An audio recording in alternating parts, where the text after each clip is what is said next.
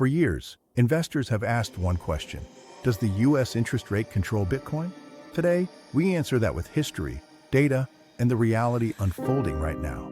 The U.S. Federal Reserve doesn't set Bitcoin's price, but its decisions shake the entire financial world, and Bitcoin reacts like a pressure gauge.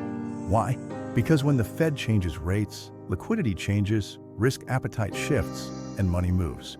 Here's the simple logic. High interest rates mean cash and bonds give better returns, so investors leave risky assets and Bitcoin falls. Conversely, low interest rates mean easy money and more liquidity, leading investors to chase higher returns, causing Bitcoin to rise. A stronger dollar weakens Bitcoin, while a weaker dollar strengthens it. This is the invisible bridge between the Fed and Bitcoin. Let's look at history because it's loud and clear. In 2017 to 2018, Bitcoin's first big boom saw low global yields and high speculation. But liquidity tightened, and the market crashed. Then, 2020 to 2021 brought the pandemic money flood. The Fed slashed rates to near zero, trillions in liquidity entered the system, and Bitcoin exploded to new all-time highs. In 2022, the Great Crash occurred as the Fed raised rates at the fastest pace in 40 years. Risk appetite collapsed, crypto companies fell, and Bitcoin sank toward $15,000. However, 2023 to 2025 saw recovery and institutional adoption.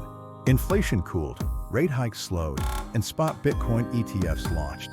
Institutional money came in, and Bitcoin surged again, proving that liquidity plus demand equals power. But the truth is deeper. Studies show that Bitcoin's relationship with interest rates changes over time. Sometimes Bitcoin behaves like a tech stock, sometimes like digital gold, and sometimes completely independent. Why? Because crypto has its own storms.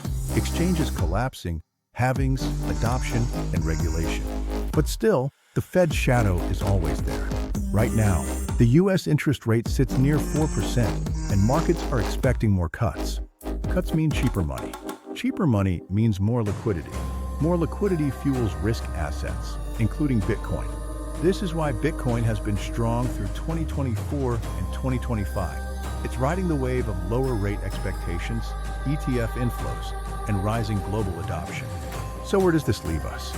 Watch these four signals: Fed rate cuts for hikes, dollar strength, real yields, and institutional ETF flows. When money gets cheaper, Bitcoin breathes. When money tightens, Bitcoin struggles. It's that simple and that complex. The Fed doesn't control Bitcoin, but its decisions echo across every chart, every portfolio, and every digital wallet. This is the story of Bitcoin, shaped not by governments, but by the flow of global liquidity. Bitcoin doesn't follow the Fed, it follows the money.